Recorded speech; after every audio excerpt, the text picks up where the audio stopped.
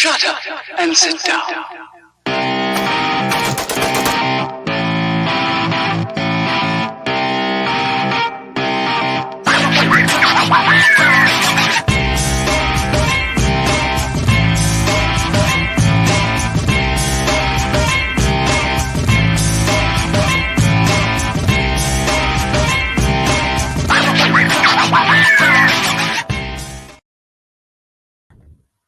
Hello, everybody. Welcome back to the Fight for Liberty show here on Free Speech Media. We have an awesome show for you guys tonight. We have the two candidates for the Oklahoma State Chair race, Mr. Kevin Hobby and Rex Lawhorn, back on the show to discuss how it ended and fill us in on how the Libertarian Party as a whole can do better. So, gentlemen, welcome back to the show. It is great to see you both. Oh, Rex. Okay, I guess it's great to see you for a second here, Kevin. It's okay. He'll be back. He will be back. How goes your evening, sir? Dude, it's good. How about you? It's a good day. I actually just got done interviewing Leilani from Arizona. Yeah? Who is a wonderful libertarian activist down there, worked on the Joe and Spike campaign, and had an awesome conversation with her. So that should be up tomorrow on the show. So I'm still stoked about that. Just like she's a new friend through the interwebs, so it's a good time. Like I enjoy meeting all these like really fired up libertarians from all over the country. Yeah, it's always awesome to see people getting involved. You should have been at the convention this weekend. There were so many new faces and new people getting involved. It was awesome. I would have loved to have been there. Fire for liberty. Ready to fight for liberty. See what I did there? But I need to be more like my friend Emmanuel Torres on the Fix for New York. He's got sound effects on his show. Yeah, he's one of those. So you've got like the DJ like thing. Yeah. Whenever anybody makes a good point, or like the buzzer of just like. It's great. It's great. It's a little too much, but it's great. Never too much. Never too much. That's another great show over on Free Speech Media, guys. So go check them out. Is that new? I didn't think you were part of Free Speech Media the last time we did this. I was, but just actually. I was trying to get the your guys's debate streamed on Free Speech Media, but there was somebody else. It wasn't we didn't set up the interview during my time slot on the network. So because I normally don't go live on the network. They stream my old shows because I don't usually do lives in general. So it was a little bit of a wonky situation. Now I'm live on Free Speech Media on Monday nights with Fight and Friends, and then Wednesday nights it's a pre-recorded something. Oh, okay. Good. So, nice. Congratulations. Thanks. It's a good time. It's a great group of guys. We've got also Fix for New York again, Naturalist Capitalist with Reed Coverdale, Liberty Happy Hour, a couple of good shows. So it's a good time. Nice. But enough about me. You guys ran a convention this weekend. How did that go? It went awesome. It was Rex can correct me if I'm wrong, but it was the largest attendance of delegates that we've had. Correct. Yeah. Twice as many as last year, the presidential cycle. Yeah, which is crazy because we had presidential candidates there last time, and then this time it was just us. We ended up getting Spike right there at the end, but almost all the tickets and everything were sold prior to that. So he was just kind of the icing on the cake. It was pretty crazy. Wow. So what did you guys do differently? I think it was the race. A lot of it was the race. We also, we had a Northeast regional guy that was doing some hardcore recruiting, and he got a lot of new blood in there. We had some old blood from back in 2016 that returned for the first time since then. 2 of those guys, actually. So yeah, it was pretty fantastic. It was a combination of things. We didn't sell as many tickets as we sold last year, but again, we had double the attendance. That's kind of an interesting conundrum there. Well, COVID lockdowns from last year is what prevented a lot of it. Right. That does make sense. Yeah. So you were able to double attendance, and I just that in and of itself, I don't want to gloss over, but you also ran arguably the greatest interparty race to ever be run in the Libertarian Party. Anybody that watched the earlier episode with you guys, you finished it off by encouraging people to show up to vote for the other guy instead of yourselves. It was just a completely out of the box from start to finish. We talked about it a little bit then, but what drove you guys to actually act like this in practice and stay acting like this when it would have been so easy to have your teams fighting each other? Well, when this whole thing first kicked off, Rex and I had a conversation about, how this would go down, and I think that there were fears from both of us that not necessarily the 2 of us would go at one another, but our different factions would, because the, division within the party is always a big thing that you've got to worry about. And given the current situation, we were trying to push those groups together instead of driving them further apart. And so when we came together to do this, we kind of set this up and said, this is the way that we're going to do it, regardless of how everybody else is going to treat it.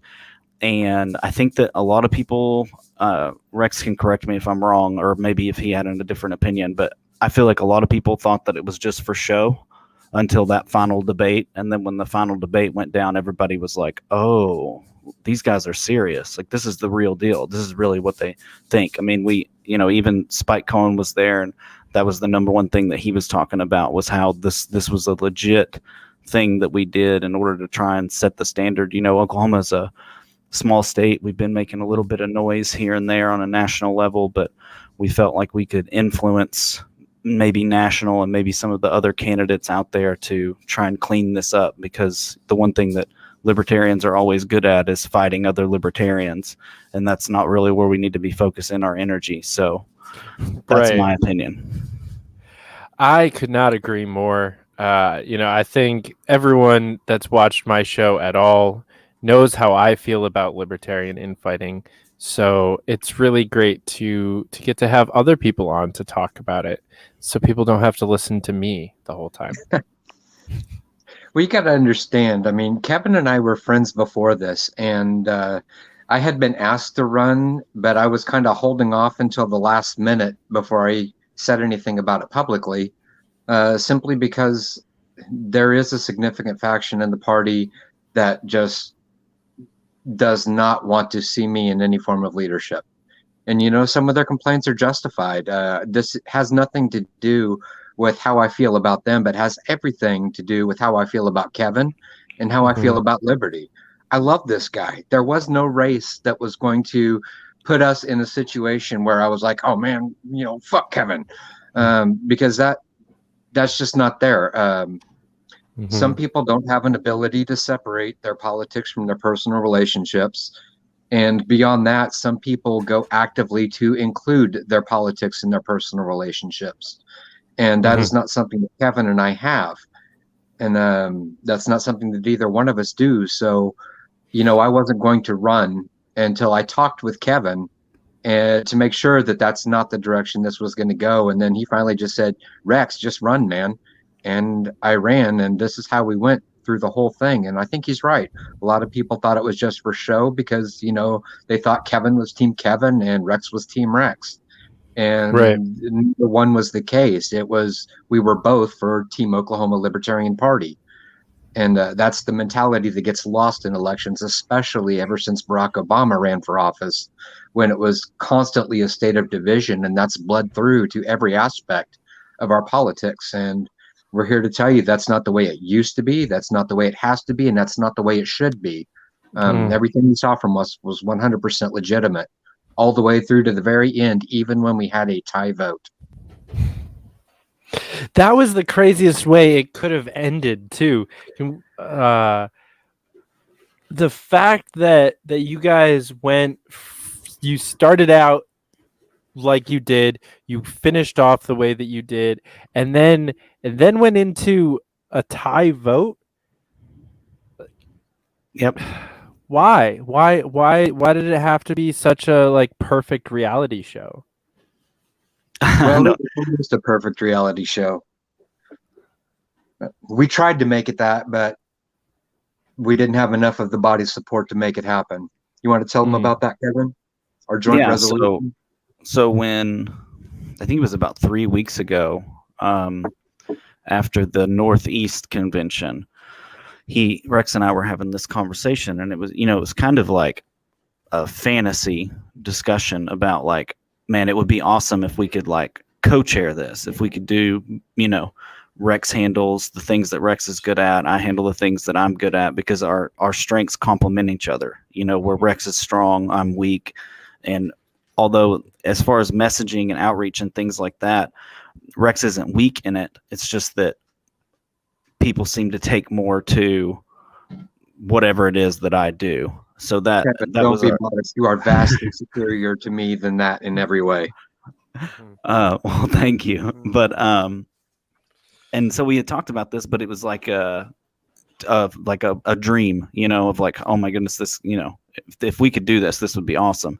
And then it came down to this tie vote, and in the background, Rex and I were like, hey, like, let's do this, So we introduced this joint resolution to co-chair. I went on the floor and spoke to it, and ultimately that's not what the body wanted to do. So we had to have a tiebreaker vote, and that's just the way it went down. I really hoped that people would listen to us and let us kind of finish what we started, because that would have been the fairy tale ending to the whole thing. But, it's up to the will of the delegates, and that's not what they wanted. So this is where we're at, even though it is continuing. I mean, it's basically continuing like that. The way that the sausage is getting made is Rex is handling a lot of things for me, and I'm focusing on this messaging and these types of things. And, even though Rex isn't doing it in an official capacity, he really is co-chairing with me. That's my opinion. Except without any of the official responsibility. That's it. It's consensual. Yeah. There you go. Yeah.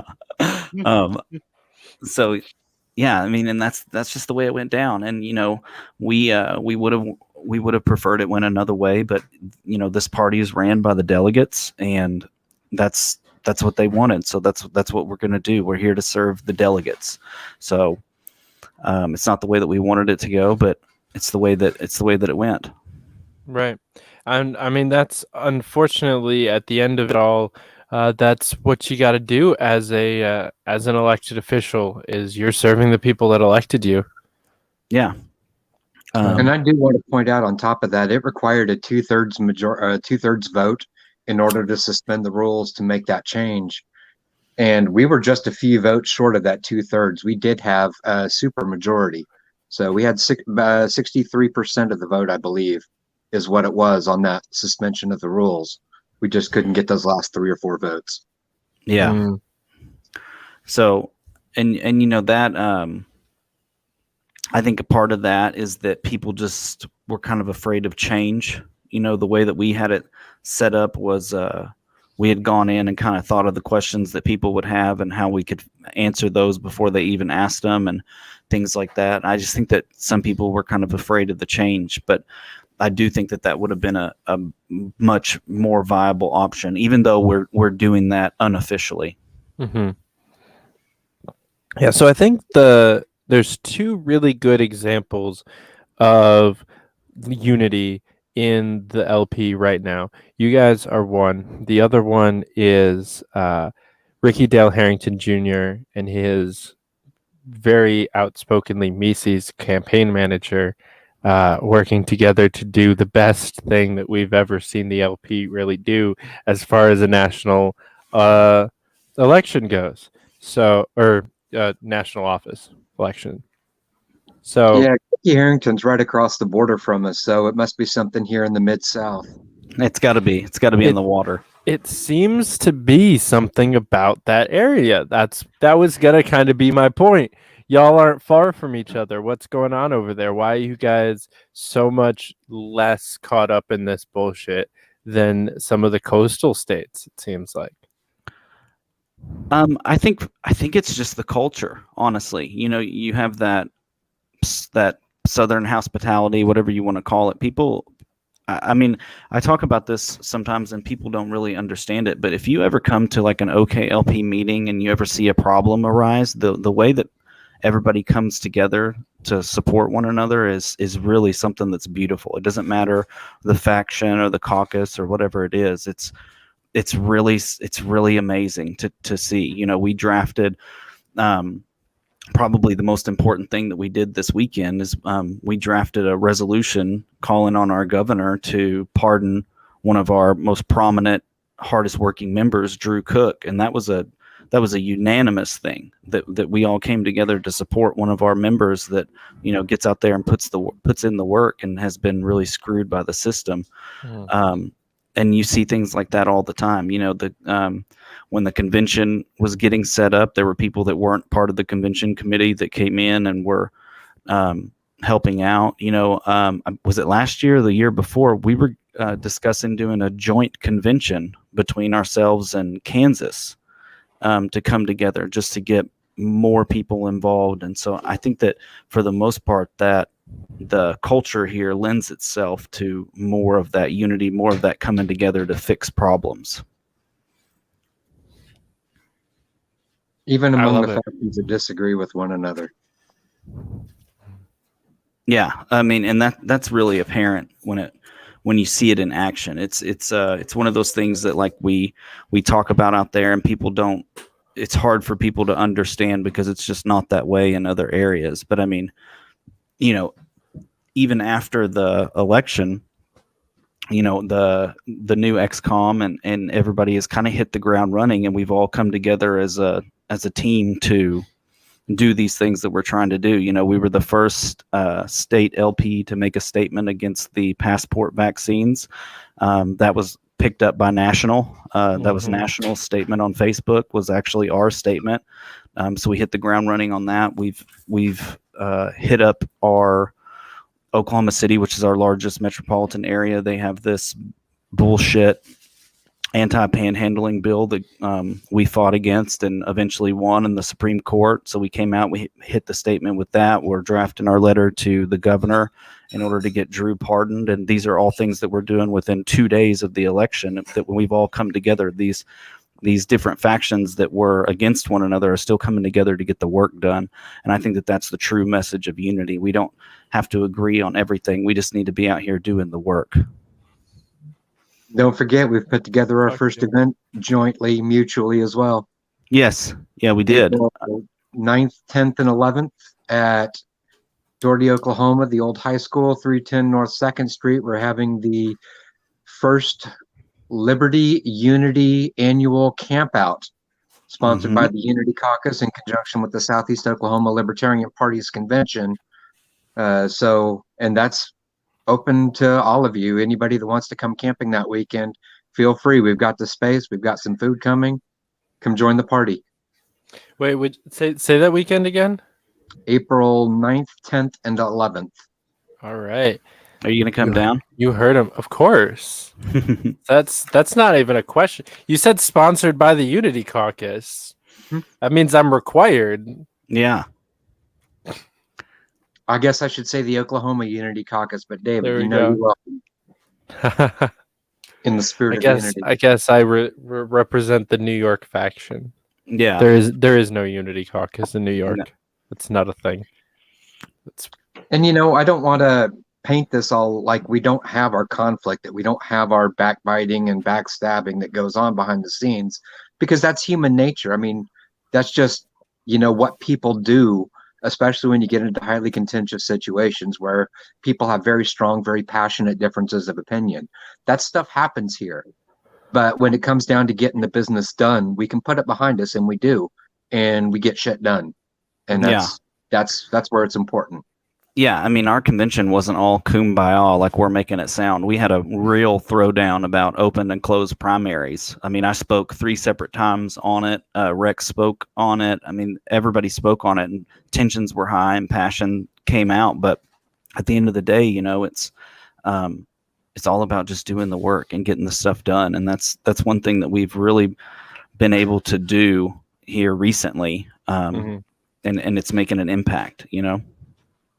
So hopefully we are, hopefully this carries over. I know that we've got some national attention for the way that this race was ran and the way that things are kind of happening over here in the OKLP. Rex and I want to, we're going to do it on your show right now. We want to offer a challenge for the 2 current national chairs, Angela McCardle and JBH, to conduct themselves in the same way that we did and show that this message of unity in order to really bring liberty in our lifetime needs to be brought to the national level as well. Fucking man. Endorsed. I would absolutely love to. I would love to see that. Absolutely love to see it from those 2. Yeah, we're hoping that that's the way it goes down. I know, you know, Spike promoted it. There's a couple of other people that are out there promoting this that are kind of using this race as an example. And, you know, like one of the things that Rex said is, you know, the way that we ran this race was so non-contentious and so inspiring that we have members that are coming back that haven't been active in the party for 5 years that were just there to see, like, wow, this is the direction that it's gone, you know? Yep. Yeah, we need to show that we can be different, because we can be different, right? The people that are in leadership in the party right now, I would say, are different than history has shown. You know, we have Angela and JBH running for chair, who are both actually pretty good people. You know, better people than a lot of our former chair candidates. We have people like Spike Cohen and Joe Jorgensen leading the national conversation, still being active. We have Judge Jim Gray and Lincoln Chafee speaking at the Wyoming State House in favor of a libertarian-sponsored bill for marijuana legalization. You know, we're getting there. We're doing different, but I think a little too much focus is still on our history and what infighting used to exist. And it's like the 100 Years' War, where it's basically just like, well, you know, they killed my great great great great great grandfather, so, you know, I have to be mad at them. And it's like, you know, the Dallas Accords did a thing, so I have to have a complaint. And it's like, do you though? Or can we just move on? Well, I mean, it's perfectly legit to have those complaints. And I mean, we are a party of principle. We're going to have those complaints. We are going to have fights, and they're going to be knockdown, bloody, drag out fights. But the fact is, you know, when you have an interpersonal disagreement with somebody about their philosophy, this isn't something that has to be played out on public and Facebook. It's something you can take to private messages. And you guys can get all of your blood and gore out behind the scenes, and then you can come back in the spirit of unity, even if you're disagreeing with each other. And I think that's probably the biggest crime that libertarians commit, is forgetting that that other guy isn't my enemy. The state is my enemy. The state is everybody's enemy, and we all have to unify in public to make that fight. And if we can't do that, we're just wasting our fucking time. It's stupid.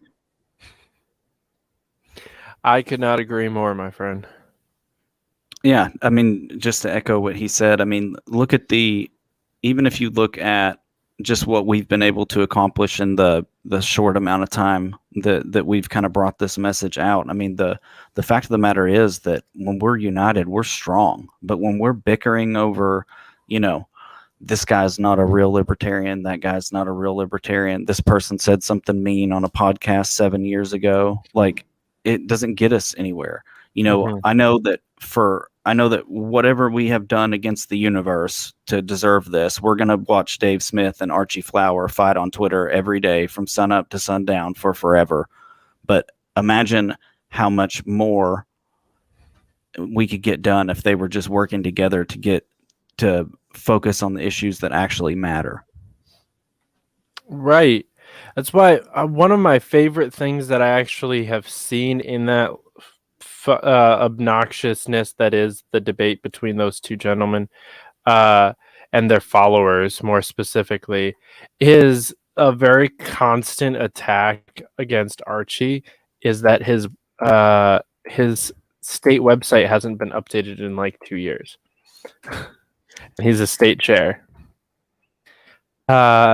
Which I think, like, if you're gonna attack him for something, attack him for that. Like, that's a thing that deserves some criticism. Like, yeah, get your shit together, bro. You're a state chair. Like, do some state chairing. Like, what have you seen out of the Vermont Libertarian Party ever? You can say what you will about Kentucky right now, but they're at least doing something on social media. Yeah, Not but that I'm actually condoning that at all, because they need to stop, and whoever is running their account needs to go away.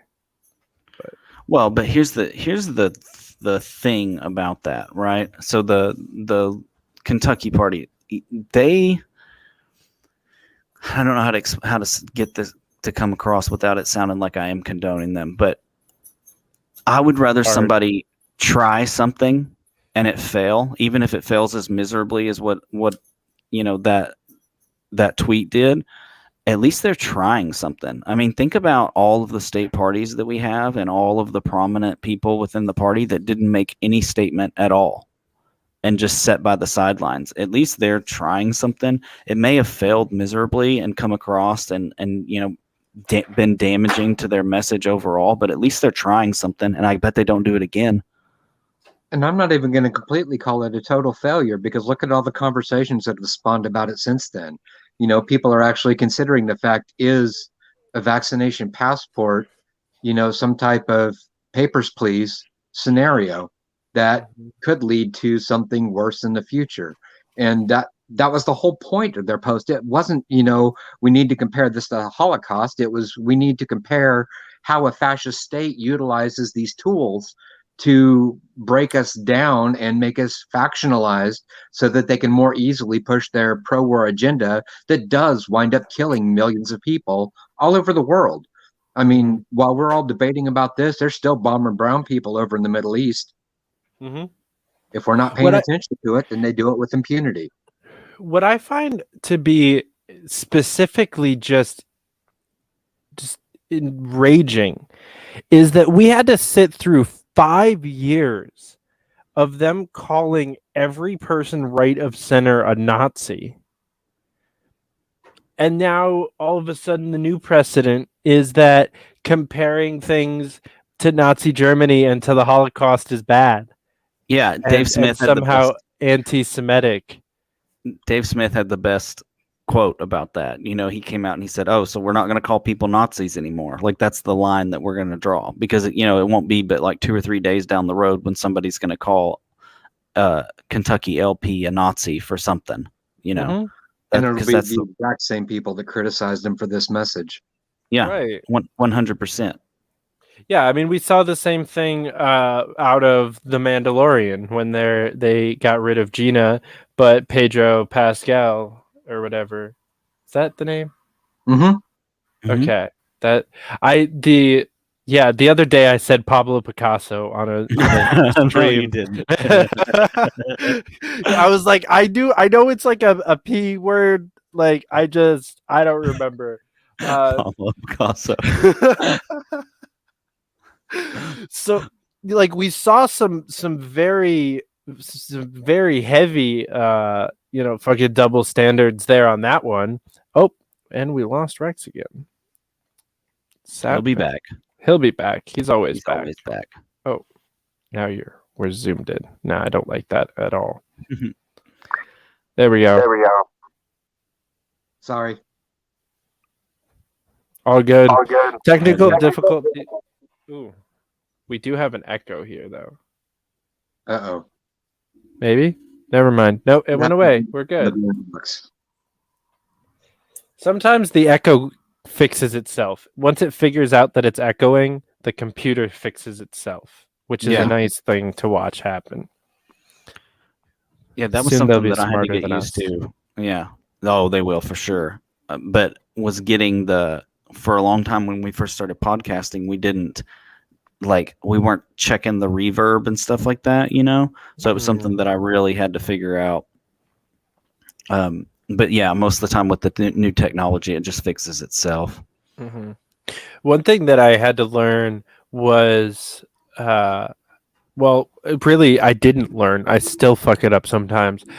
I have no idea whether or not y'all can hear me, or especially whether or not the people can hear me, because you might turn up your headphones to to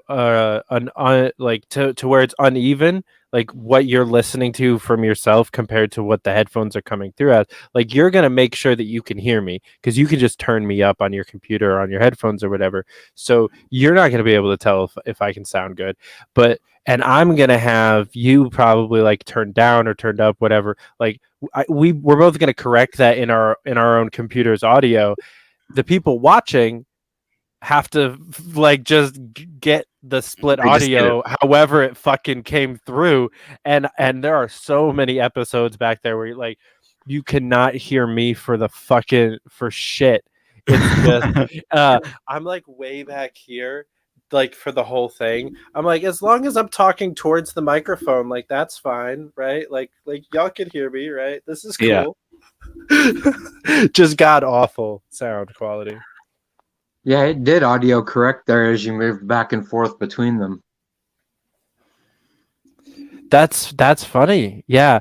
So now StreamYard actually has it's in a beta testing thing, but it does have like automatic volume correction. So that's fairly new. It's been a couple of months that they've been doing that, but I have noticed a significant advantage and improvement in both the sound quality. And now they just upgraded to 1080p video. So the video quality is there now too, because it was 720. I did an episode with Preeti Upala a couple days ago, and she has like a really good camera, and my camera's actually really decent. It was like the second day that I was trying the upgraded video quality, and it was super late, so no one else in the house was using my Wi-Fi. She has really good Wi-Fi. Like the video quality on that fucking interview is so amazing, and also she's like drop dead gorgeous. She's literally a former Miss India. She's a supermodel. So like just the fucking pristine video quality on just like this awesome. It was a great episode too. I was just super happy about like everything about that episode. But the problem with that is that it sets the bar really high, and so then you think all your other ones are crap. Mm-hmm. Yeah. Then you get this mug on there, and it's like, oh, never mind. Well, we're gonna have we're actually gonna give your beard a run for its money this week. Tomorrow we've got Magnus Panvidia from the Michigan Boogaloo Boys, and he's got down to the nipples almost. Like, it's kind of ridiculous. Yeah, I need another couple years for that. The crazy thing is this is like since summer. Like, this is a pandemic beard for him too. Really? Yeah. Apparently he just grows some ridiculous shit. But I do want to bring up one of these comments because it's extremely nice. Thanks for everything you're doing. Couldn't agree more. Media is designed to divide us, so we fight each other instead of the state. That's super accurate, and we need to keep that in mind. And you guys are doing a really good job at setting us apart from that. So thank you. Absolutely. Yeah, absolutely. That's the goal. One of the things that we have discussed a couple of times is we have to be on all the time. We can't have any slip ups, because any slip up, you can have Biden bumbling and fumbling his way through incoherent sentences and it's just all good. But, if one of us wears the wrong color tie, then it's going to get highlighted everywhere. Almost all the media that our party gets is negative. Mm-hmm. So we've really got to be on all the time. And if you just don't give them anything to hit on, they're not going to show you, or they're going to be forced to eventually. Mm-hmm. And we just need to be consistent with that. A lot of the things that have garnered this national attention, I know that people say like any media is good media, like that's kind of the way that a lot of people believe in this party, but I don't necessarily believe that. I think that we need to be on all the time in order to shine as much light on these issues as we can. And we need to be, another thing that we really need to focus on, something that we're trying really hard with the OKLP right now to focus on, is we need to be commenting on everything. Any issue that's happening in our state, we need to be throwing something out there, because if we just remain silent, even if we only reach a dozen people with our messaging or whatever it is, that's a dozen people that know that there is an alternative, and that there are people out there that are fighting against the Republicrats. That is a fact. So I want to ask you guys your guys' opinion on something. We talked about it a little bit on The Naturalist Capitalist with Jeremy Todd and Dave Smith. And I'm curious how much you guys think that our own infighting plays into what you're talking about when it comes to all of our media is bad media. We were talking about it specifically about the BLM tweet from Joe Jorgensen. But I think we can make a very similar correlation to the What is Aleppo. That one was a little bit more organic, but the shirtless Spike Cohen interview is another good example. Even just some of the baggage that we have from some of our candidates like Dan Berman and Adam Kokesh, who have a little bit of a rocky personal history that people like to throw in their face. If we just shut the fuck up about that, would we get less bad media? Do you think? I agree. I agree 100%. I think that, even the people that, one of the things that we do really bad that is kind of a foundation of this unity movement is we highlight these things within our own groups. So say you're Joe Blow off the street and you want to know what's going on with the LP. So you go to Dave Smith or Archie or me or somebody else, and all we're talking about is shitting on the Joe campaign or shitting on this one particular group. That's your first impression of us. And so that's what you're going to take home with you at the end of the day. And one of the things that I actually brought this up during our open primary debate is we think that we're a lot bigger and people care about us a lot more than what is actually the reality of it. A lot of that stuff nobody cares about. And nobody outside of our circles cares about. We think that these things are huge, huge deals and they need to be addressed immediately. And so we make a lot of noise about them, but nobody outside of our circle does. They just see us making a big deal about it. Right. And the other half of that is we've got such inconsistent messaging across our spectrum because, we cover the entire lower half. So you'll have one candidate out there preaching for UBI and transhumanism, and then you'll have another candidate out there talking about totally free markets. So they look for some commonality or some unity between these public messages. And the only commonality and unity that they can find is the fact that we hate each other, right? So, it was 4 years before I stopped hearing regularly about the stripper on stage at National Convention. I still hear about that regularly. Yeah. And it's still one of the first things that comes up when you Google libertarian.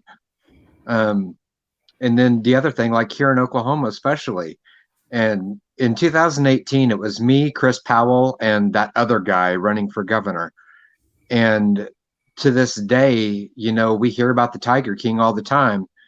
But the thing that we should have been able to take away from that was the way that Chris and I ran that campaign with each other.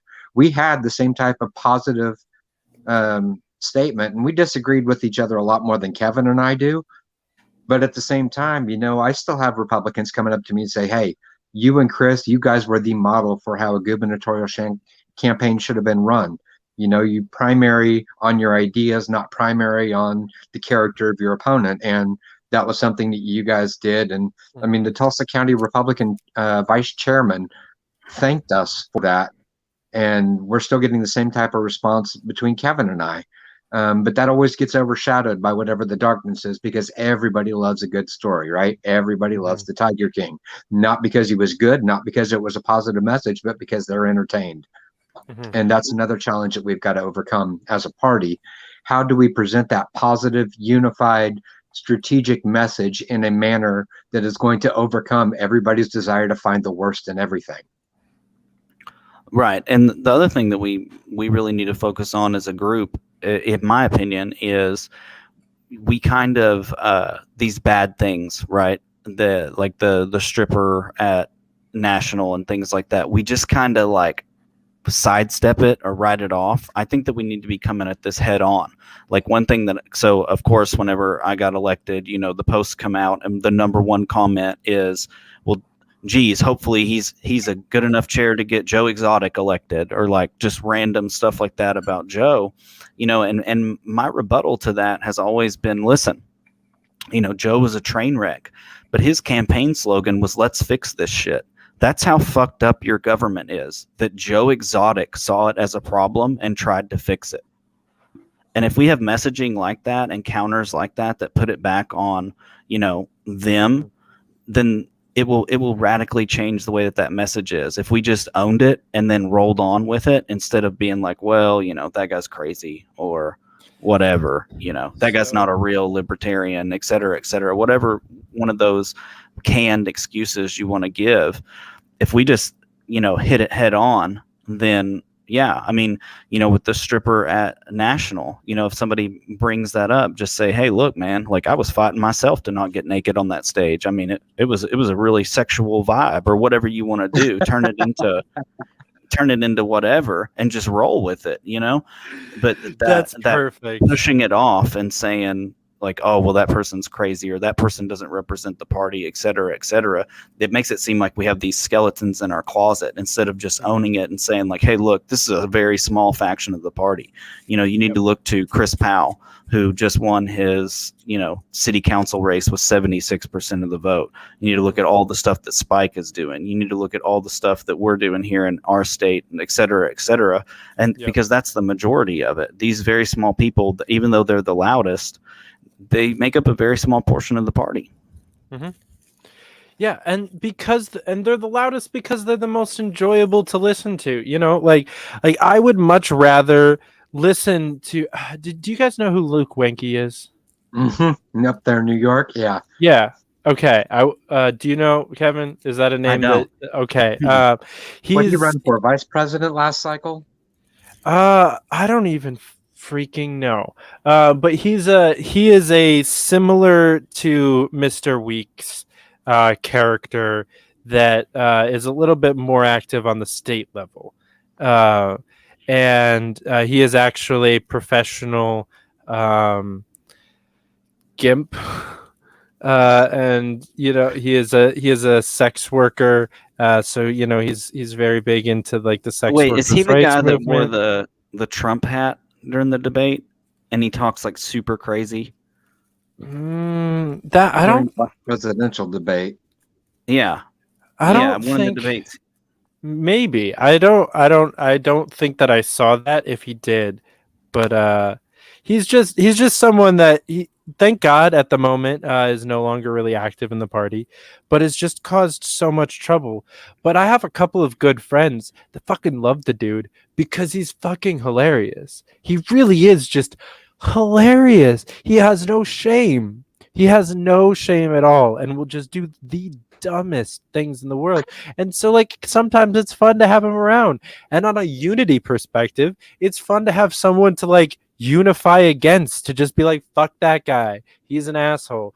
Like he would just do dumb shit like once a month, and we could all just unify against his dumb fuckery and then move on as like a team that rises above the dumb shit. like is in the bottom, and the stupid shit. Like,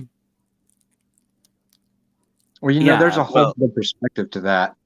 The Libertarian Party, we don't have a whole lot of political success, right? We don't have a whole lot of elected officials. We don't get a whole lot of bills passed through Congress or whatever. So a lot of our political activism is just that. It's activism, and it takes all sorts. I mean, you've got to have those people out there getting the attention, pushing the agenda, finding those single issue voters. Like here in Oklahoma, we had 788. 57% of the people voted to legalize medical marijuana in what is arguably the reddest state in the country. And that is something that we can absolutely unify behind. And we need to remember that we all have our own different talents, our unique skill sets, and we need to combine those to achieve the objective of setting the world free in our lifetime. It would just be a lot better if people would recognize their talents and stop running for office when you're a professional gimp, or when you're someone that's cold and dry like I am, trying to go out there and be a fiery, enthusiastic activist leader, because it's just not in our skill sets. So, that's honestly why.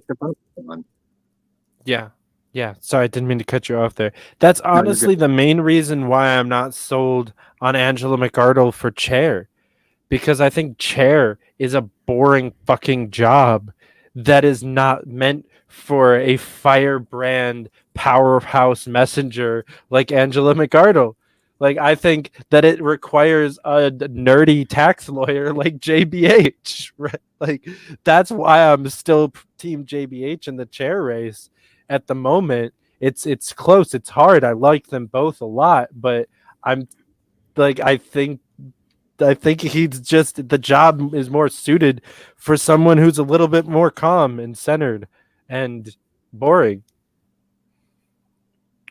Well, I mean, JBH is doing a great job as chair. I mean, he's getting things done, and he, even though he's quieter, I would say than some other people, that the chair job, especially on a national level, it's not what people make it out to be. It's not a beauty pageant, and it's not necessarily even the role that you want your best speaker in. It's something, there's a lot of technical behind the scenes stuff. There's a lot of stuff that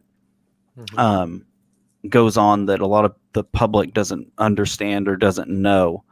And the other side of that, though, is they are the face of the party. I know that some people don't believe that, but they really are. Whenever people, start looking at the party, one of the first things that they're going to come up with is who's the chair. They're not going to come up with who's the biggest spokesperson or whatever. A lot of the spokespeople that are out there, like say like a Hannah Cox or like a Corey DeAngelis, they're not even like publicly libertarian. They have huge followings. They get a lot done as far as libertarian values and things like that, but they're not necessarily publicly libertarian. So when people start looking for libertarian, they're going to come up with JBH. They're going to come up with who's the chair, who's this, who's that.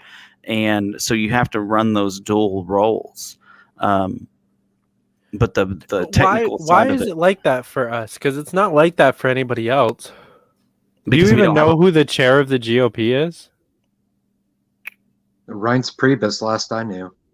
I know who the chair of the DNC is. I know that's still Tom Perez, but I only know that because I was involved with the Tulsi Gabbard campaign and had to hate him a lot. Right. But so here's the reason for that, though.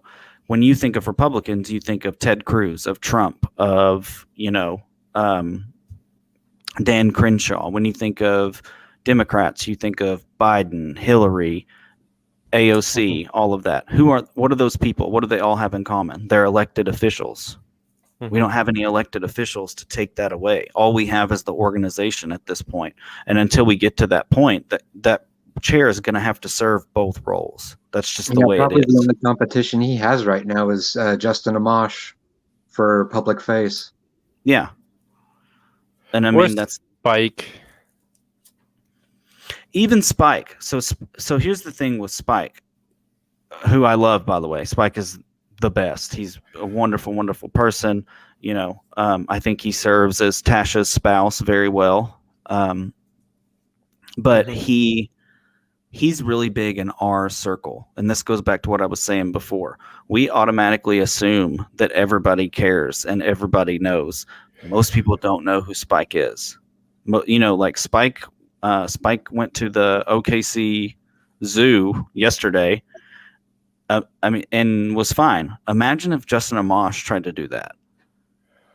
They're not on the same level, so that appeal to the outside people, Yeah. Um, The other thing that I would say, though, is when you think Democrat and Republican, I also think Rachel Maddow and Tucker Carlson.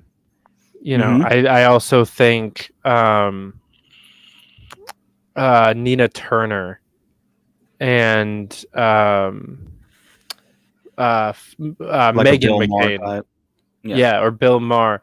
They're they put a lot of shit, or they put a lot on their talking heads as well. And I think that we can, even though we don't necessarily have the electeds, but we do have some, and we have some good candidates like Ricky, like Spike, like Joe, like Gary and Lincoln and Judge Jim Gray. We have like some good previously elected officials and stuff like that. We have some really solid talking heads. I think as a movement, we can drown out this obsession with JBH and the @LP National Twitter account. Because if you look at the other two parties, nobody gives a fuck about what Tom Perez or @the Democrats is tweeting or saying. Like, no one's paying attention to either of those two accounts, really. Like, when they do tweet something, it's important. Like, don't say dumb shit. Don't be super soft. Like, have good messaging, right? Don't have bad messaging, but don't act like the party relies on or like hinges on the messaging of two fucking Twitter accounts. Right, but that's what we've got right now. Until our figureheads, and I mean, you can't compare Rachel Maddow to, like our versions of them would be like Hannah and Corey, right? They're the big, or even like a Dave Smith, Dave Smith, yeah. But Dave Smith just crossed 100,000 followers, right? Which we think is a huge deal. I mean, that's a huge, huge deal for us, but that's pennies compared to literally anybody else in any of the other parties. I mean, so our figurehead, it's not fair to compare the two, and even if you were to say, like, these are our spokespeople, these, until we unify behind a message, it's not going to work, because people are going to be like, oh, well, that person's not a real libertarian. This person is. Tom Woods is the only real libertarian, or Dave Smith, or whoever you want to point to, they're the only real ones. And we have to get past that. We have to get past that point, because you've never seen, I guarantee you've never seen AOC hurl an insult at Rachel Maddow for something that she said on her show. And you probably never will, because they unite whenever they need to. I mean, she may attack some of the higher ups within the party and call them out for their bullshit, but when it comes down to it, they still unify. And that's something that we've got to get better at. Until we unify behind a singular message of liberty in our lifetime, we're going to continue to have these issues. Yeah, there's another aspect to that also. I mean, just the fact that neither Kennedy, John Stossel, or Judge Napolitano came up in that conversation, who are three of our major media. I was about to say Kennedy. When we both started to talk, Kennedy was going to be what I was going to say. So, but yes, continue. Sorry. No, that's what I'm saying right there. If you look at their followership versus the people like Rachel Maddow or Tucker Carlson, it's It's not there. And I think that's a twofold factor. One, the public isn't educated enough on the cause of liberty. They think they're free. They think they live in the freest country in the world, even though all the data put out by the old party shows that we're only ranking 13th as of last year's Freedom Index. But that's not the mentality of the American people, right? We are in the free nation. We are the land of the free, home of the brave. And we've got to break through that, and that's part of the messaging we've got to do at the party. So you think you're free, but just because you heard it in a song doesn't make it true. And so they don't even get that type of followership. And then on top of that, the media won't ever give them the limelight or the prime time spots. One, because of viewership, and number two, because they don't want that message to get out there, because it holds them accountable, and all the people that hold the higher offices that pay for ABC to get that free hour of propaganda every night. So it's not a message that they want to push out there. So, they want to show representation. So they put them at the 10 o'clock or 11 o'clock hour. And we just don't get that kind of exposure, even among our media people, our major media people, even in our own party. I 100% agree. We need to be doing more to promote these people. And really, it goes back to the infighting. And to your point, like, because Kennedy isn't a real libertarian, right? Neither is Michael Malice, and Michael Malice is out there like kind of tearing down the party half the time. Dave Smith just finally decided to stop throwing stones at the party and help recruit and bring people in after a couple of years of criticism. There's been a history of not really working together at all. And the people who are successful get criticized as like sellouts or something like that, or because Kennedy's on Fox, so it's like that can't be real libertarians. Even Reason isn't really a libertarian publication. I've criticized Reason a bunch. They put out an article about who they were all going to vote for, and only like a third of them said Joe Jorgensen. So I was pretty pissed. And I think it's fine for us to criticize them for stuff like that. That's what makes us better than the other parties. But sometimes we need to work together. And part of that is they need to be like supportive of libertarianism and the LP, and then the LP needs to be supportive of the people that are also trying to spread liberty. Yeah, I agree 100%. Another thing that is it's kind of built into our system that I think it's really awesome, but it also kind of screws us. Is every state LP is pretty autonomous from the national, so you'll get multiple states that have different messaging on the same issue. We don't have one unified version of it, and so then you'll have people that just creates more division. Mm-hmm. Now, of course, we as libertarians, we don't want the LNC cramming it down our throats that this is the message that we're going to have. We would never do that. It's the most anti-libertarian thing either. But we need to be very aware of the issues that arise just because of our belief system and the way that things are set up. Mm-hmm.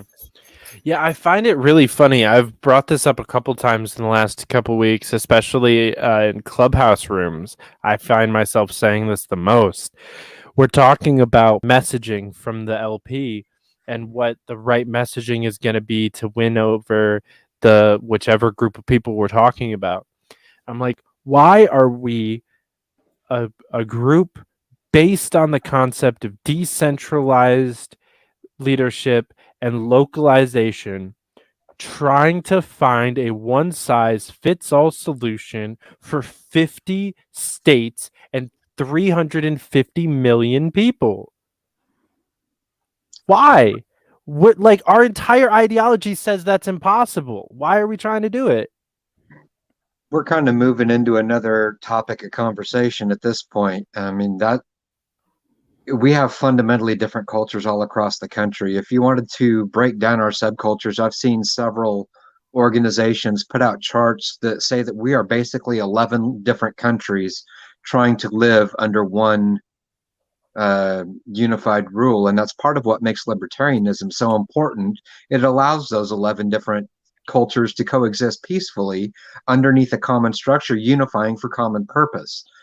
And but there's also this idea in political science of loyal opposition, which is critical to an effectively ran political organization such as a state government or a federal government. And that's something that we've kind of lost in our political parties and in our national politics, is the fact that you may oppose what's taking place, but you are still loyal to the idea under which it was founded, and that is we are all working together to find a common purpose going forward, which is also critical to the success of a libertarian government, because, you know, we're not always going to get our way. Under the minarchist society, there are going to be issues that come up that are right there at the margin that we're going to have to decide, is this a libertarian virtue or something that we want to undertake or not? And it's not always going to work. But if you're not going to do anything but mudsling and then take your ball and go home, you're not going to fix anything. You're not going to make anything better. You're just going to make the situation worse. 100%. No, I agree completely. It's we're trying to, it kind of goes back to some of the things that we were saying during our campaign. You know, we're trying to squeeze so many different things into one, and what happens is it ends up getting muddled. You end up getting none of your points across because you're trying to get them all across. So I think that if we focused on very specific issues that were specific to each state and focused on those, then we can slowly introduce this idea and show that these values, these beliefs that we have work. You know, one of the craziest things about the LP is that we are trying to sell a product that we haven't proved works yet.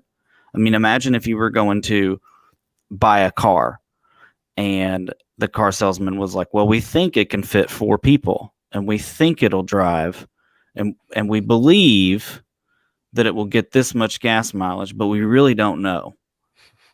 I mean, it would be ludicrous, right? I mean, that's what that's basically what we're doing. We have all of the factors and all of the data to say the things that we want to do would work, but we haven't proven it. We're not proving it in our day-to-day. We're still talking about it in a theoretical. And so we need to move away from that. We need to be showing these people that the government is not the solution, that the government robs you of your freedom to fix the problems that are in your life. Not only that, but they are actively impeding on your ability to fix the issues and creating more problems in the process. I mean, look at this panhandling bill that we just, got overturned in the Supreme Court. This was a bill that was created because a homeless man was trying to sell newspapers in the center median, and people didn't like it because it highlighted this issue of homelessness within Oklahoma City that the mayor likes to pretend doesn't exist because it's a direct result of his MAPS program. They are using taxpayer money to doze down and revive the poorest parts of our city without figuring out where these homeless people need to go. For the amount of money that we spent building this trolley that goes nowhere in OKC, we could have housed every homeless person for a year. And instead we have this trolley that doesn't go anywhere, that also, another thing that I will point out, borders the poorest district in our state that lacks public transportation. And even if you're not going to address the homeless problem, the amount of money that was spent on that trolley could have provided public transportation for the poorest area in Oklahoma for 20 years. And instead we have this really pretty electric trolley that goes around in circles downtown that nobody rides. Nice. I mean, well, that sounds super important. I like looking at trolleys. Yeah, I mean, Is it cute? It's pink. Is it really? It really is. That's adorable. Yeah. So like breast cancer awareness pink or just pink breast for no cancer parent? awareness pink. Yeah. Yeah, I think that they change it too during the holidays. Last time I saw it, it was pink. It also had 0 passengers. Had 0 passengers every time that I've seen it. That's fucking hilarious. Yeah. Honestly, transportation is one of my favorite issues. I think that it's one of the issues where we can actually talk about government doing some things. They've kind of set the precedence that they handle a lot of this stuff, especially if we're talking like municipal transit. So when we're talking about elections, it's one of my favorite ones to talk things to work on when on the policy because we have such better technology than what we use in our country right now. Like if you go to any other country, especially Asia, a little bit of Europe, but they're a little bit behind too. But even London is better than any city in our country. Oh yeah, the Like metro there is fantastic. But the real issue when it comes down to public transportation, especially in Oklahoma City, is if the government wasn't issuing these certain districts and saying that you can't build a grocery store in this neighborhood and you can't build a mechanic shop in this neighborhood. Like, so one of the things, District 99 is a big passion of mine, so I'll continue to talk about it. But one of the big things about District 99 is they have zoned themselves out of everything. They don't have the ability to build a grocery store. They created a food desert in the middle of Oklahoma City because they've zoned themselves out of the ability to have a grocery store. They've zoned themselves out of the ability to have a mechanic. They've zoned themselves out of the ability to have all of these different commercial businesses that used to be there and thrived. And so what happens is that's a couple of things. One, they obviously don't have access to these things, right? And you would think, well, most people have cars. Most people in Oklahoma do have cars. That's true. However, these people also zone themselves out of jobs because you can't work at your house. I mean, you could, if you have the ability, but most people go to jobs. They work in retail stores. They work at gas stations. They work at mechanic shops. They work at all of these things that they've zoned themselves out of the ability of having. So they crush their own job market, which led to them having an inability to purchase vehicles to even get out of it. And now they're stuck in this perpetual cycle where this one district has the worst level of poverty, the worst level of education, the worst level of literally everything in our state. And their House rep, the only bill, AJ Pittman, shout out to her, the only bill that she has ever written and passed was to allow bottle service at the downtown clubs in OKC. Because heaven forbid these guys have got to be able to drink their sorrows away that the government created. Yes. And, that's kind of my thing too, is, we talk about, the possible good things that the government has done for people, such as public transportation or whatever. But you got to look at the fact that the reason that the public transportation is even necessary because they created such deplorable conditions in those areas that those people have to get out of there in order to do anything to advance their lifestyle. If they want a better job, they've got to go somewhere else. And that situation can be applied to almost every possible situation. When you look at what the government has done, they're not doing anything but fixing a problem that they created, and they're doing it ineffectively and inefficiently in the process. There is no situation that I can think of that I have ever been exposed to where I have not been immediately to think of a better libertarian solution for it. So yeah, I get it. Who will build the roads? The first major highway in the United States was built by a bunch of farmers up in Iowa, the old Farmers Highway. And they got together and did it independently.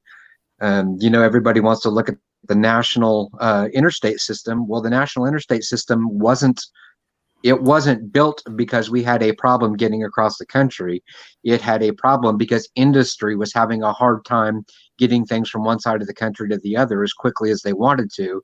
So they created a program that was like quintuple the profits that these companies were losing in order to make those highways. If we would have left it to those industries, the trucking industry, then we eventually would have got there at a time when it was fiscally feasible to do so. Now we've got this bloated, overextended interstate system that travels across vast states of the country, capable of handling millions of cars that may see 50 cars a day, and it's ridiculous. Mm-hmm.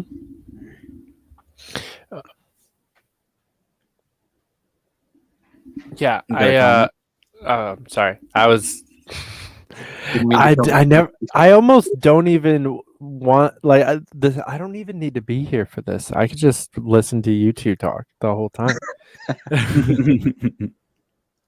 Well, yeah, I mean, so all of these structures that we discuss, there's always a better libertarian solution. We just have to showcase it. A really good example of roads here in Oklahoma is Brahms. Brahms builds their own roads, and they're the best roads in the state. For those of you that don't know what Brahms is a local, I wouldn't even call it a fast food chain, or local restaurant chain that owns their own dairy farms, owns their own beef. They make their own produce. Literally everything that you buy at Brahms is made on a farm in Oklahoma that they own, and they build their own roads and allow anybody to use them. And it's fantastic. That's just the way that it works. These are the Brahms roads that you see. And these things can be taken care of. All of these things have solutions, and the market will provide the solution most of the time. Mm-hmm. And if it doesn't, then the public will force them to. One of the biggest arguments about the roads is like, well, we don't want toll roads everywhere. Okay, like, what if a group of people or a group of businesses, people have to get to the business in order to purchase it, right? Even if it's an online store, they have to get the product out. They need the roads. They're going to build the roads, and they're going to do it much more efficiently because they're spending their own money. They're not spending other people's money. Mm-hmm. Like, if you ever thought about how much more frugal you are with your own money than you would be with somebody else's, especially if you had an unlimited checkbook. I mean, think about that, Mm-hmm. Like, when people get their tax returns, look at how they go, right? Even though that's their own money, they don't recognize that it is. They don't recognize that they just gave the government an interest-free loan. They think that they just got this big bonus check from the government, and yay, and they blow through it in a couple of days most of the time, because that's what happens whenever you're spending other people's money. Now, whenever you compound that with the ability to print and make your own money, there's no reason to care about what it costs, because it doesn't matter. It's not something that you're even going to think about. And that is further compounded by the fact that the government creates these issues, and then they set a floor for the prices because they need to spend the amount of money that they get every year, or they're not going to get that same amount the next year. And the floor for the prices is much, much more than anything that you could ever imagine. I mean, if you look at literally anything, the number one thing that you can do whenever you own a business is get into government contracts, because they're going to pay you so much more than the free market, because they have to spend this money. And all of these things. My dad does. Really? Government contracts? His company is contracted by the New York State Department of Health. Really? The last three large companies I've worked for went for government contracts first. Mm-hmm. Honestly, I actually kind of love what my dad's company does. I'm allowed to talk about most of what I know. Do they transport sick people to nursing homes? Actually, yes. No, they don't. Well, they transport sick people to the doctors. Oh, okay. But yeah, so they're contracted out by the Department of Health. They work off of Medicaid and Medicare, basically. They their budget comes out of that because that's something that Medicaid is supposed to pay for. And so they used to actually pay for like individual taxi trips and stuff like that to and from the doctor's appointment. Like, that's something that the New York State Medicaid paid for, and you could get reimbursed for it. And it was this long, confusing process. And then they spent millions and millions of dollars. So my dad's company is actually saving taxpayer money. They're making a bunch of money by saving taxpayer money because they're simplifying and streamlining this process and making it work better. So it's I have a real mixed feelings, because normally you'd think, government contractors are bad, but sometimes they're not. Well, I wouldn't say the government contractors are bad in general. The government is bad, and they work for them. But you can't hate the hustle. right? I mean, Mhm. that's really what it comes down to. If the government's going to pay you 5 times what the private market is, why wouldn't you do it? You'd be a dumb Right. businessman to not do that. Right. It Also, goes there back. is no private market for this, really. Like, it's not like they're going to compete with Uber directly or something like that. Like, Mhm. hop into to doing this for regular people. They're Right. pretty much in a niche market that they're not going to do anything else with. Right. I'm really glad that you brought up Uber because that's my favorite example for failed government programs. The government spent billions of dollars for 30 years trying to end DUIs. Remember the anti-DUI ads that they did? And the largest drop that we've ever seen in DUIs occurred when Uber came to the market. Uber Yep. single-handedly provided a private market solution for drunk driving. The amount of wrecks went down, everything happened, and it was a much, much better system than anything that the government had ever thought of. And it was profitable. It cost $0 to start, and then they just made it work, And obviously their first intent wasn't for drunk drivers, but that's what it came out to be. It was an unintended consequence of that, but it was a positive consequence. And so Yep. all of these things, the private market can do things so much better. I mean, there's just not there's no comparison because greed is good. People will find a way to make money, and they make money by solving problems. So when there's a problem, somebody's going to find a way to fix it in order to be profitable. And so like it's really hard to argue.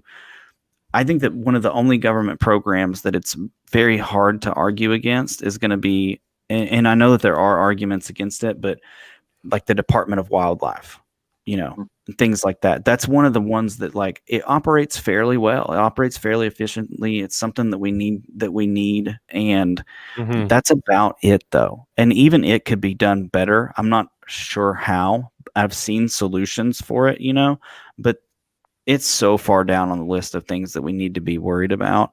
However, if you're looking for a government program that works fairly well, that would be one. People used to say NASA until Elon Musk came along and then basically was able to do 10 times what they were on a 30th of the budget. Mhm. And then guess what he did? Government contracts. Mm-hmm. But I was going to add, when you're talking about the Department of Wildlife, yeah, it's way down on the bottom of my list. Also, I just had a conversation with Caleb and Drew a couple of weeks ago, about a month ago, about the Department of Wildlife, and that's been big in our party Discord, talking about the House bill that was going on. Mm-hmm. But I think Caitlin had a great idea on that. If we had a 501c3 that was out there taking the donations to buy up this wildlife property and working in conjunction with organizations like Ducks Unlimited, the duck population wasn't saved by the Department of Wildlife. It was saved by Ducks Unlimited, a private organization. And having all of those organizations working in conjunction with some other 501c3 where they are maintaining the wildlife population, creating habitat, so on and so forth, etc. We could put the Department of Wildlife out of business tomorrow if we were allowed to compete. Mm-hmm. So there is no program out there where we're not going to have that. I want to go back to the Uber thing for a second, because we're talking about that being what lowered the DUI incidents. The reason the DUI incidents were climbing is because the price for taxi tokens was going up because of the local Amen. governments. So they made taxis so expensive that it was worth taking the risk. It was cheaper to pay a $150 fine for your DUI than it was to take a taxi out to your East Side condo. So, again, that was just them trying to fix a problem that they created by spending those billions of dollars ineffectively, when all it took was Uber to come along and lower the cost of that transportation, fixing a problem that the government created multiple times over with multiple different failed programs. It's utterly ridiculous when you look at how the spider web all comes together, and you recognize that it takes something as simple as one company stepping up to do the right thing to fix decades of multiple different program failures. Mm-hmm. So, and those are the things that we need to highlight and that we need to keep pushing. Fucking man, I'm loving this. Y'all make Oklahoma sound really appealing. I know I said this last time you guys came on too, but really, it's Oklahoma and it's Arizona. Like, it's y'all two states. I said this in the episode I recorded earlier with Leilani from Arizona. I said it's y'all states. Like it's the two. Like I don't know which one it's gonna be, but it's gonna be one of them. I just can feel it at this point. Give Well- Kevin 6 months; it'll be Oklahoma, hands down. Give both of us. Give us just some time. But it's funny that you bring that up because so National shared our response to the vaccine passport, right? And most of the comments on there were how is it that Oklahoma is beating New Hampshire? Because New Hampshire was supposed to be that was the thing that was going to be the state, and we're doing it better. I mean, we just are. We're one of the things that we had going for us was what. Nothing. No, keep going. I'm with you. I just know that people are gonna be salty. That's all. But I mean, continue. I mean, they can be salty all they want. Better. Yeah. Make it just do It's not better. the case. Yeah. I mean, and that's really what it comes down to, Now, I will say we had a lot better starting point than New Hampshire. We were a way more free state, but we've been wielding some pretty good influence. I mean, even with some of the Liberty Republicans in the state, I mean, there are things that they're doing that are positive. We still have some of the last remaining blue dog Democrats, which are, kind of their version of a Liberty Democrat, whatever you want to call it. I mean, we had a good starting point, so that definitely makes it easier. But yeah, we had one. We actually had a member of the Blue Dog Caucus from New York that just lost re-election in 2020, and I was kind of sad by that one. He lost to a Republican. It was a very weird election too, because it didn't get decided until like mid-February. It was like a whole long contested process. But yeah, the guy that lost that was a Blue Dog Democrat. Kind of like all of the best and worst things that come with that, though, because he was also a kind of a war hawk and and kind of like a neocon, but fiscally he was dope. Well, I mean, that kind of defines the Blue Dog Democrat, right? I live down there in the area that Kevin's talking about. It's we call it Little Dixie or Dixiecrats. Yep. So we see a lot of that down here also. But those people are very hard to win over. They're culturally tied to their political identity. Yes. Especially in a state that's the reddest state in the country, and they're proud of their Democrat heritage, even though they are nothing like the remainder of the Democrats in the country. That's like being Catholic. You're tied to that cultural heritage. Yep. No, it's true. So you really have the same reputation now. I mean, your leadership likes to touch little kids. Yeah, basically. Yeah. That's a good point. If you're thinking if you're thinking about Arizona versus Oklahoma, though, I will tell you that we have much more. We have mountains, we have snow, we have desert too. If you want desert, we have pretty much anything that you could want. Lakes, rivers, all we that have stuff. constitutional carry too, right? Yeah, we do. Mm-hmm. He was asking about constitutional carry. Oh yeah, we had constitutional carry before we had constitutional carry. Yep, we did. When I was on my campaign in 2018, I openly carried a sidearm and openly advertised the fact that I did not have a concealed carry permit, simply because I was challenging the government to try to take away my Second Amendment rights. And I never had anyone. I had police officers see it that never thought twice about it. So, yeah, there's a couple of really cool things that we have as well. Something that doesn't get brought up a lot with Oklahoma that very recently happened is, we just passed a bill a couple of weeks ago that we're basically going to challenge any federal gun mandates and rule them unconstitutional. Our state is going to fight against. I mean, so our state is fighting. Even though it's the Republicrats, the ones that we have are decent, and Mhm. they still do shady shit. I mean, don't think that we're saying that they're really great, but Right. in comparison to some of the other parts of the state, they really are. We also have we have a lot of elected libertarians here, and it's growing, and it's going to grow. We we're growing so rapidly. I can't put into words how fast we've grown just since I've been here. In the 2 years that I've been here, it's unbelievable. I mean, we had situations. I think Rex pointed it out in 2016. Maybe we barely had enough people to fill our XCOM, and we had several contested races, not only for the XCOM but for a much larger XCOM because we've added at-large positions since then.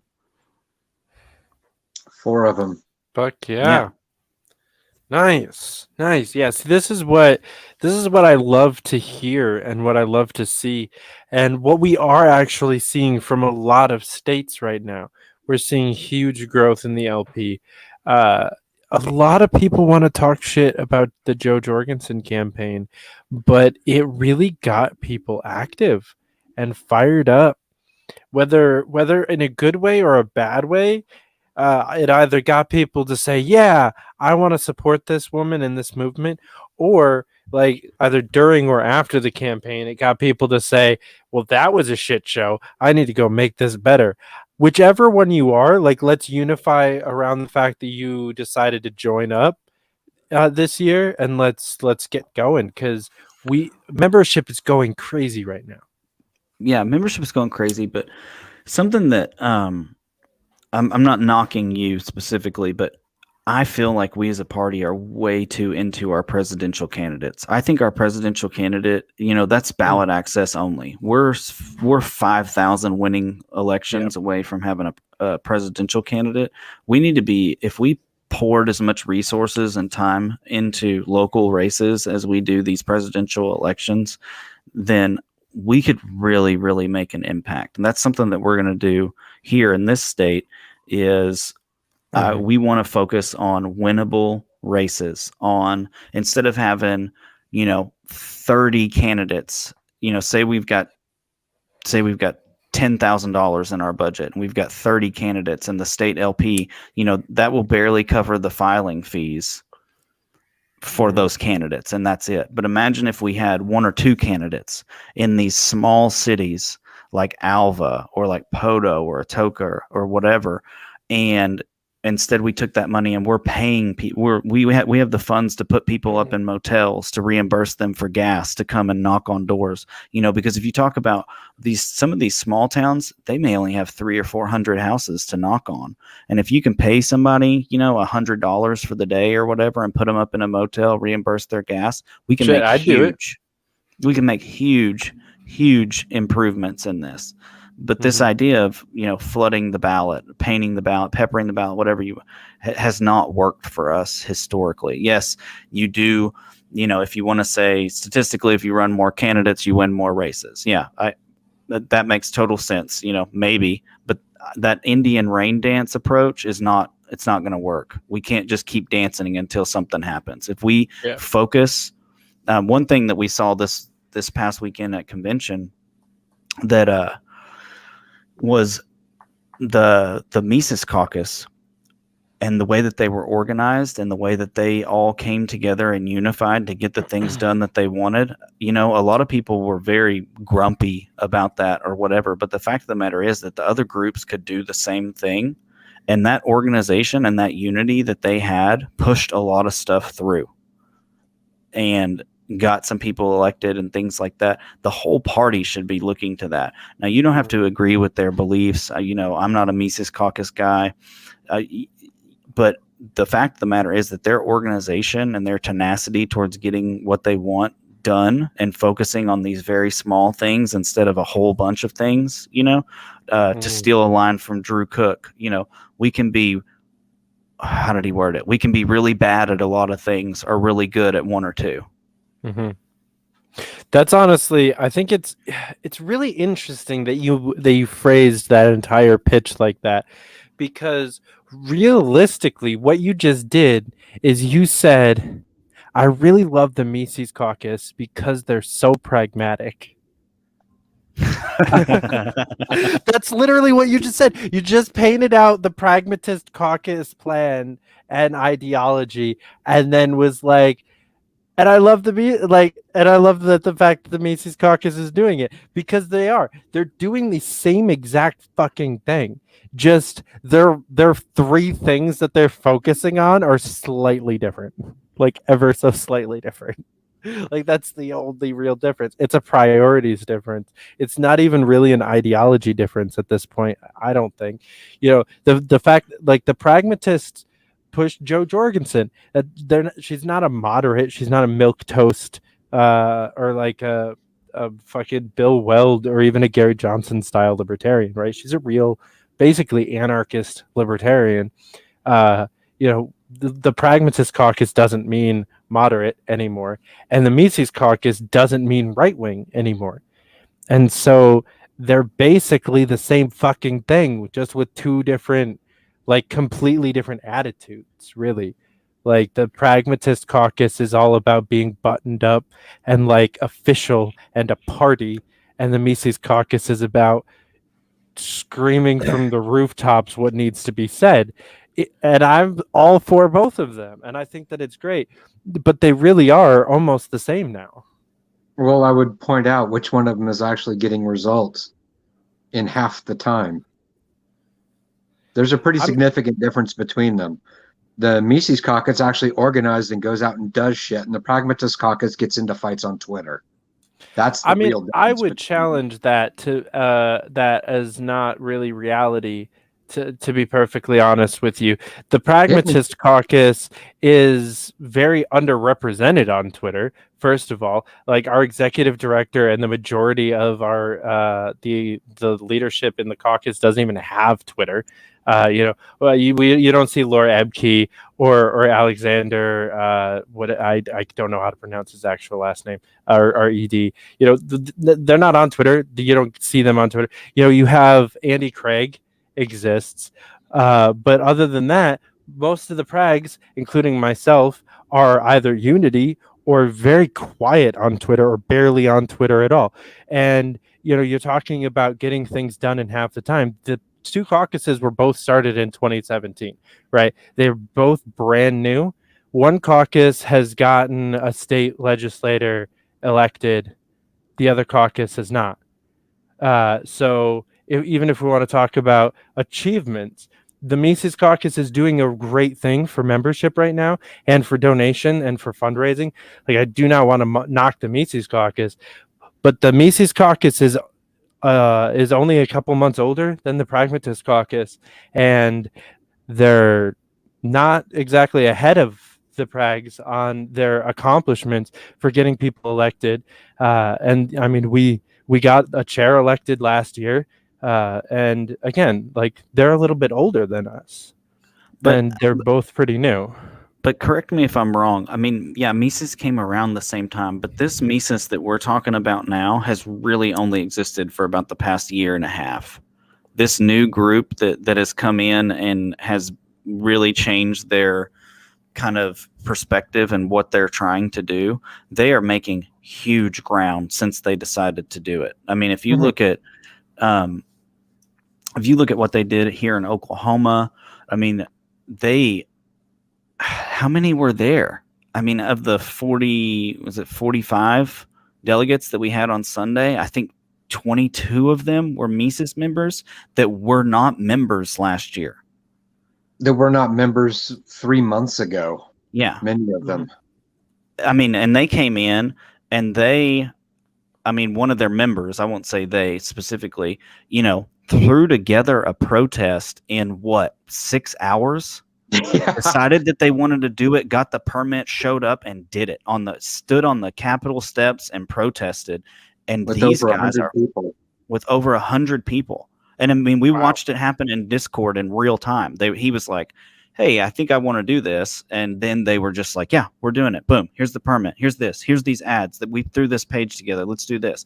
I mean, they are hyper organized, and the things that they're doing are insane. I mean, just it's really, really crazy to watch. Plus, the big challenge that I would do is when we were talking about these big time libertarian names, you know, we did name a Mises member and we did not name a Prag. And that's the thing. I'm not disparaging the Pragmatic Caucus because they are doing what they are doing and they are accomplishing some objectives. But, you know, before you said anything, Andy Craig was the only name that immediately popped to mind that was a prominent member of the Pragmatic Caucus. And that was all negative because he doesn't do anything but bitch at everybody. I mean, he does do a lot of stuff off of Twitter, which even actually that was probably my favorite part of the interview that we did with Dave Smith on Naturalist Capitalist. He said that if he ran into Andy Craig at a bar, he would buy him a drink and sit down and talk to him and thank him for all the work he's doing, which was kind of nice to hear from Dave Smith, and a nice like unity pitch for sure. Because that's the thing, like Twitter is a fucking cesspool, right? Oh yeah. Like it is awful. Some of us have a unity persona on Twitter. Like I became semi like popular on Twitter because of this unity thing, and that is my personality on Twitter, and so I kind of have to keep it, and so I keep my mouth shut and I behave myself. But like a lot of these people, their personas on Twitter are opposing people or promoting specific things or being the hot takes kind of person, and they're forced into this fucking bullshit, really, for lack of any kind of a better word. And so I kind of, to a point, I give some of these people a pass knowing how they are in real life and what they're actually doing for the liberty movement. I wish Andy Craig would shut the fuck up on Twitter, though. Like, I will say that. I will say that to his face. I wish Andy would not be who he is. I wish Nick Sarwark would be not who he is on Twitter. I wish Dave Smith would be not who he is on Twitter sometimes. He's getting better, but he's still not great. I wish Angela McArdle would be not who she is on Twitter sometimes. You know, I absolutely love you two on Twitter. I love Todd Hagopian most of the time. Reed Coverdale 90% of the time, you know. But even he says some dumb shit. Like he's a provocateur. Well, everybody does, and you know the thing that people need to realize when it comes to Twitter specifically is it's not real life. Like people get really caught up in it, you know, and they get caught up in these voices and these things. But like when you really look at what these people are doing, you know, to double back, like Andy is doing things, you know, he has that voice. Corey DeAngelis is changing the face of education in America and is single-handedly responsible for bills that are funding students instead of schools. And he's really putting in that work. So that stuff is real. But if you look at a lot of the personalities or the celebritarians, they're not really doing anything other than being that voice on Twitter, you know? And I think that people need to really separate that and realize that just because we're talking about you, Reed. Reed has done a lot, in my opinion. Reed started this whole unity thing. I mean, he's going to go down as the D. Frank Robinson of the unity movement. Do you know who D. Frank is? Mm-hmm. Mm-hmm. Yeah.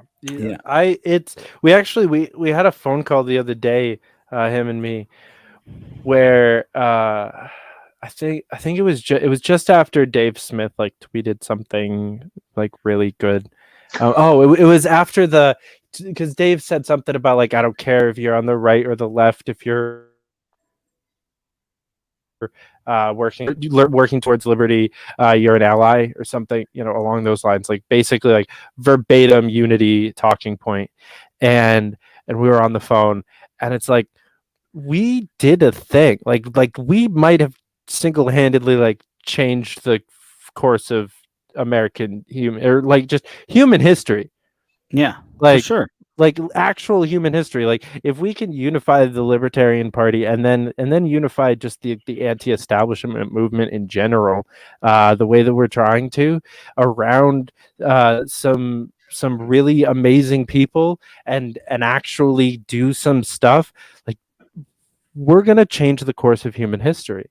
And it all kind of started with an Amash Gabbard group chat and a post on New Year's Day from a really pissed off trucker. Yeah. But I mean, that's how all these things start, right? I mean, however you want to put it out there. I mean, that message is growing and that message is gaining traction, and people are starting to take notice. Big names are starting to take notice. I mean, I'm telling you, man, like it's a surreal feeling, but when you've got JBH and you've got, Dave Smith and you've got Spike Cohen that are looking at a chair race in Oklahoma and saying like, this is the way that it needs to be, that's something really special. Mm-hmm. Do what? This is the way. Yeah, this is the way. So yeah, I want to go back to, or sorry, I'll let you finish. No, go ahead. I was just going to say, and it all started with Reed. So, Reed's going to go down. I mean, Reed is going to go down as somebody that really changed the course of this party. And I hope that more people recognize that. Yeah, for sure. For sure. Reed deserves all the props in the world. If y'all don't follow him already, at Reed Coverdale. Actually, I have a fucking banner for him too, because we have a show together. So there you go, guys. Go follow that guy on Twitter, the Liberty Uniter.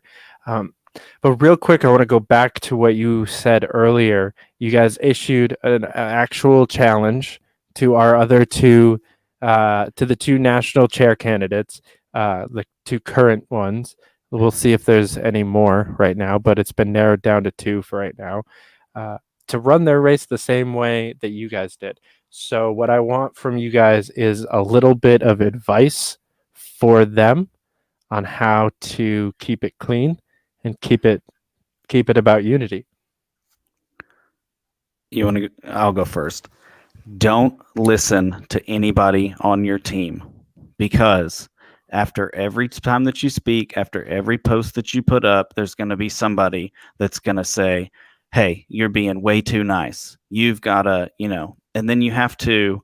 One thing that Rex and I had a conversation about, I hope I'm not putting our personal business out there, but you need to trust that the other person is being as genuine as you are, because there are moments within the campaign where you'll have people that are maybe working as a representative of the other one, or on the other one's team per se, say something that you feel is like a personal attack, or like maybe the other person isn't being as genuine, and you've got to have those conversations, and you've got to be surreal. You've got to be serious about what you're doing.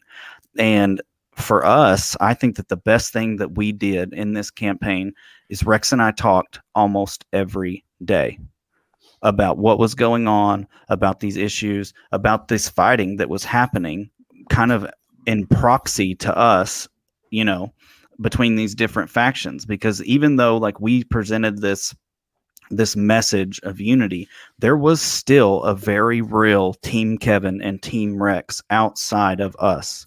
And they would go at one another, and they would be snooty with one another, and they would start these arguments, and all these things would happen. And you can't allow yourself to get sucked into that and take it personally. So I think if you're communicating with your opponent constantly all the time and being open and real about what's going on, then it can change everything, because then 100% what's happening, instead of just having these ideas. Because we get in our heads and we get crazy and we think about like all these different things, and then if you just talk to the other person and you can express your concerns or things that are going on and maybe get some clarification on something, it will radically change the way that the race goes. I was long-winded there, Rex, but no, you're ahead. good. I'm going to add on to that. When Kevin and I when I joined the race, uh, I had a long talk with Kevin about that beforehand, because we had talks about it previously, and he had indication that I was probably going to run, a couple months ahead of time. So on my end of it, I was like, what's going on here? Is he trying to say that I'm not a qualified candidate, or what's going on here? And I still don't know ultimately what made him jump into the race. But, I had to take it at face value that he just thought he had something to add either to the campaign or to the party. And so we started having that conversation. And because of some of the things that were going on behind the scenes, some of it he wasn't even aware of. And we're in the Libertarian Party. We are going to get attacked, and there are going to be enemies out there that are after you. And it was difficult for me to continue to take Kevin at face value, and that everything that he was saying to me was legitimate. And it was several weeks before I was able to just, let all of that go and say, yeah, Kevin's being real with me. And I had to apologize to him for doubting his sincerity and everything that he was saying and doing. And I did it privately. I will do it here in public again. Kevin, I apologize. And I hope that our relationship continuing moving forward will continue to grow and be as beneficial for the party and for liberty in general as it has been, let alone the fact that I found a great friend. The only other thing that I would add is that these candidates, they need to stop focusing on what their opponent doesn't bring to the party and advertise what they do bring to the party. Because it's not about being able to, meet somebody else's deficiencies. It's about what you bring to the party that's going to make it grow. Because I promise you, there is no perfect chair candidate out there, and we're all going to have deficiencies in the type of leadership that we bring to the organization. And they need to commit to each other to be able to assist the other to be as successful as they possibly can. Because if you're in this for your ego, you're in it for the wrong fucking thing. You are an enemy to liberty if you are trying to take these places for your ego, because this isn't about ego. Kevin and I are both going to be forgotten 20 years from now for being chair of the Oklahoma Libertarian Party. What will be remembered is the 25 libertarian candidates that we suddenly got elected, the 4 ballot initiatives that we got pushed through, and all of the other things that we are going to accomplish under Kevin's helm for the next 2 years. So sublimate your ego, advertise what you're bringing to the party, and commit to helping your opponent be the best candidate and best chair that they possibly can be. That's what you need to bring into your race. Angela, Joe, I'm talking to you both. Yeah, you want people to vote for you, not against the other one. True that. Something we talk about a lot with libertarian politics, like in the general, about voting against the other, or voting for us instead of against one of the 2 major party candidates. But then we completely ignore the fact that we get sucked into the same bullshit in the inter-party races, into the same kind of duopoly mentality. So I'm really glad that you guys were able to make it not like that. And I'm very much looking forward to seeing Joe and Angela respond to this challenge and hopefully, do what you're saying, because it would be what is best for the party specifically, for sure.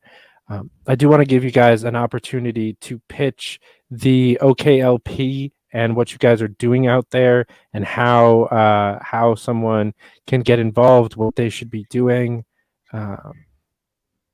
Go. Well, we've, just in the past couple of days, we've issued a couple of statements on some things that are happening here in the state. The Panhandle Initiative was the Panhandle Supreme Court overturn was the main one that we talked about. We're preparing a statement right now about what is happening with the Oklahoma County Jail. We'll have that out tonight. We're issuing our call and plea to the governor to help assist Drew Cook, the clean libertarian, in getting his pardon and having his rights restored.